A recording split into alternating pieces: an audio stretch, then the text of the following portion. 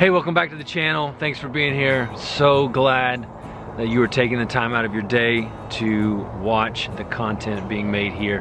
Man, I hope you're having a fantastic day. I hope whatever you're doing, if it's not fantastic, becomes fantastic before the day is over. Man, it's been a really good week. I'm tired because I've been doing a lot of things. And you know, one of my past mental habits has been to get down at the end of the week, beat myself up because I'm tired. And the reality is I've been doing a lot of things, and when you do a lot of things and you expend a lot of energy, you're going to be tired, especially if you have little kids. If you have little kids out there and you're tired, congratulations, you are living a full life. Get after it. But it's been really good, man. I finished 2 major paintings, one in watercolor, one in egg tempera. Written a bunch of poetry, started a second training block of this hybrid athlete Nick Bare style lifting and running. My legs are pretty tired. You know, part of that is I don't build in probably enough recovery. You know, as a public school teacher, I spend probably 6 hours a day standing, walking around, helping my students. I had a student one time ask me, Mister, like, do you ever sit down? And I said, well, this is 30 minutes during the day where I take a minute to eat. But it's been a good week, and I'm excited to be ending the week on a positive. I'm excited to end the week making content for you guys to hopefully make your lives better. So this week I wanted to talk about, I think, what is arguably the hardest part of sleeping, which is actually the act of going to sleep. For me, at least, for a really long time, that was the hardest thing. You know, you feeling tired all day, you get to the end of your day and you're like, yes, it's time to sleep. It's time to lay down. You know, it's the third greatest feeling in the world, to lay down after a long day where you grinded it out, you've done all the things, you've lived well, and it's time to go to sleep. And as soon as the lights go off, the brain turns on. There it goes. And it's freaking ridiculous, man. As tired as you are, that you cannot lay down and just shut the brain off and go to sleep. It's the hardest part of sleeping. I really think that. And I think some of the reasons that happens, in part at least, is because we've become addicted to a certain style of thinking. You know, for some people, there is a frequent keel hauling of self where we look back over the day and we just mercilessly beat ourselves up for the opportunities we missed, the mistakes we made, the things we didn't do as well as we wanted to. And it sucks. You lay in bed and not only are you exhausted, oh, that bird is so pretty. There's a bright red cardinal just, it's one of my favorite parts about being out here to film. Anyways, you lay down and you want to go to sleep, but you can't because you have a habit of just ripping yourself apart over whatever it was you did or didn't do that day. And I've been there. I've done that many, many, many times as I reflect on the mistakes I made in the day or the week or whatever. So that might be one thing that's happening to you while you sleep. Another thing is that you look at the day ahead and you start having all of the fictional arguments with all of the fictional people that you might have in the day to come. Or you have a series of tasks that lie ahead of you, and it feels as if you are trying to tread water and you see a tsunami-sized wave headed in your direction. And it feels like you are about to drown. And the last thing you're able to do is the first thing you really need to do, which is go to sleep. And maybe there's some combination of all of the above, or maybe there's a third thing out there that happens to you that keeps you from going to sleep.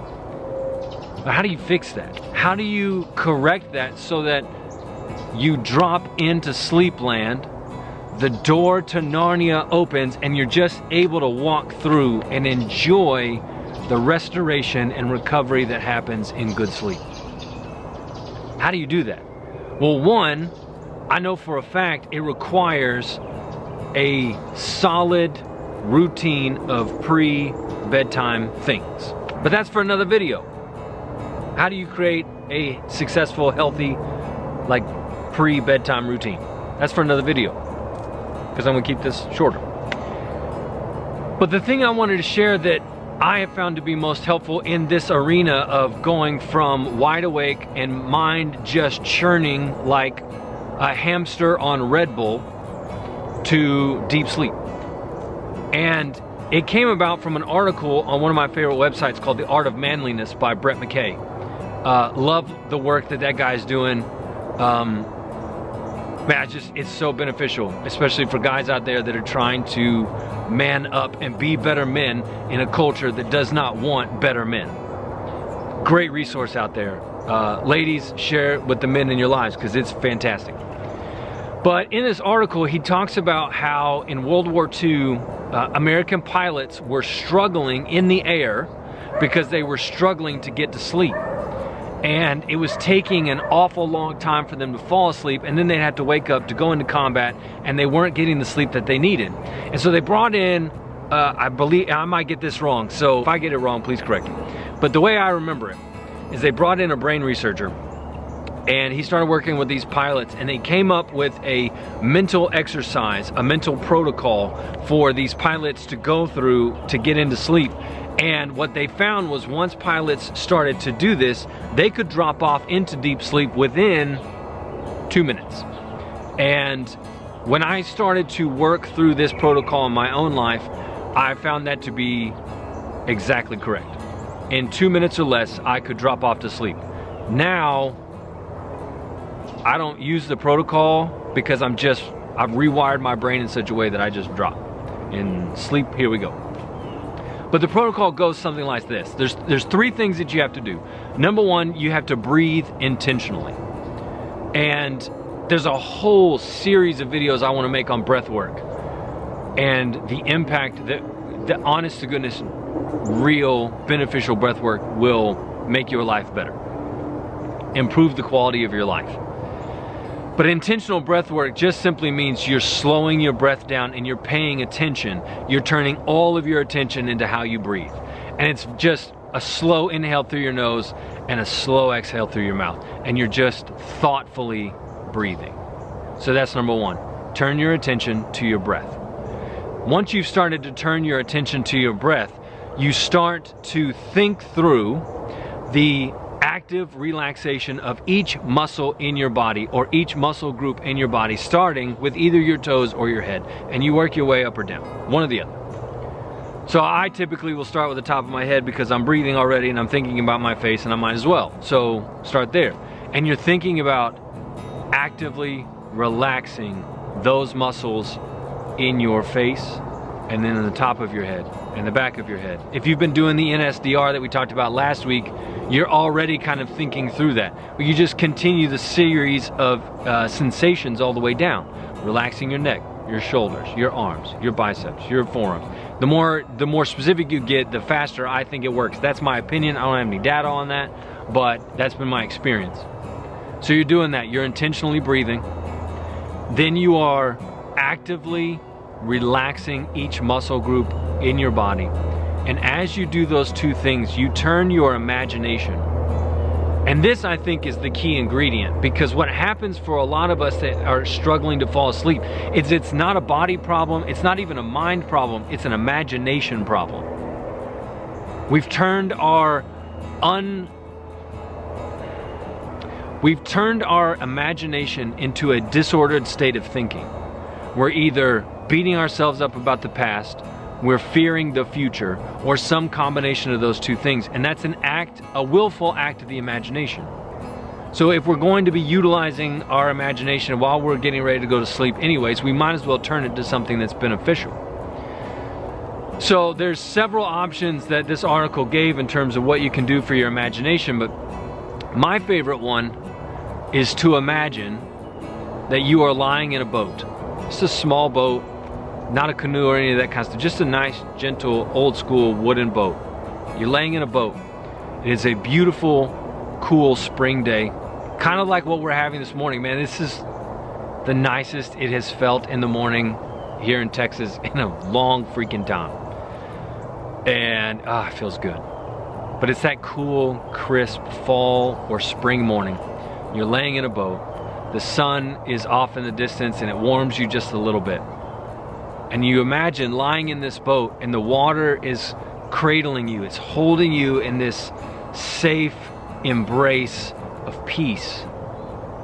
And you imagine that feeling as you are thinking about your breath and as you are actively relaxing each and every muscle group in your body. And you imagine what it would feel like to be held in that gentle, comforting, warm embrace. And I guarantee you, if you do those two things and you practice it every night, within a week, you're dropping off to sleep. Now, maybe it takes a couple of weeks, maybe it takes a little bit longer.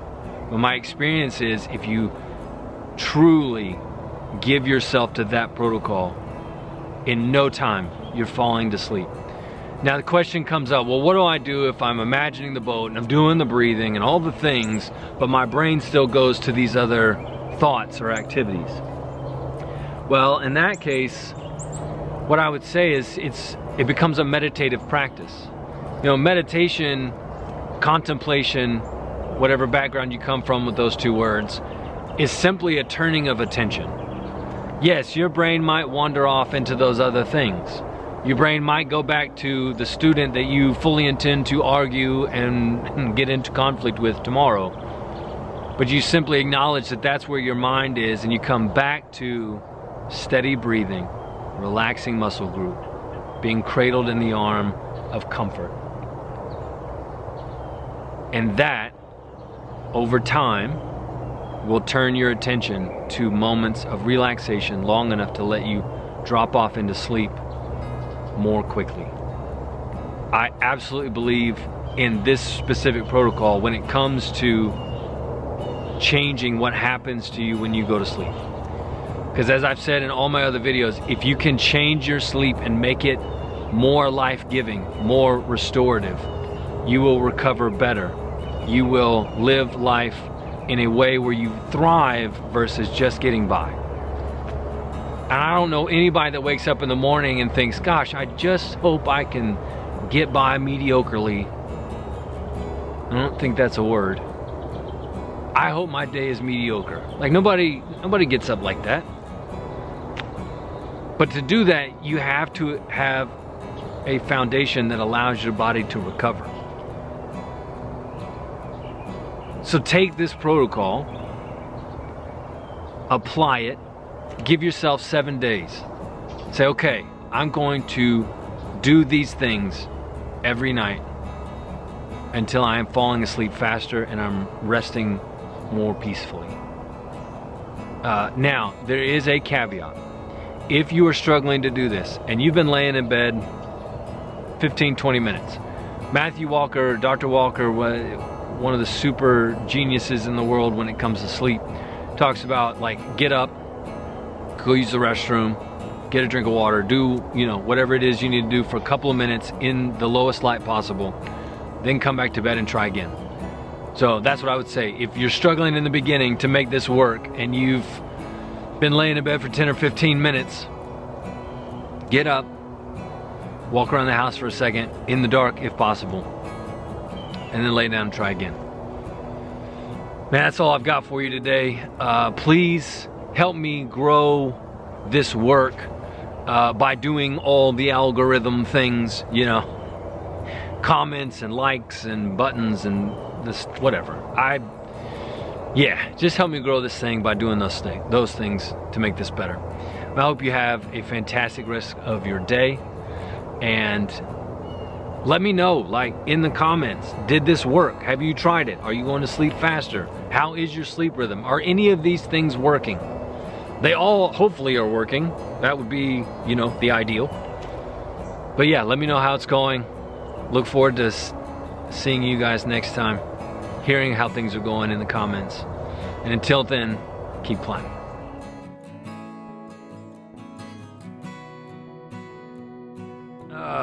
This is episode 7. Get after it, Blue Jay. Big loud airplane start the day. That's cool. Make the airs not weird. But mobility, all this. It's been really good. I'm gonna start all over because that intro sucked.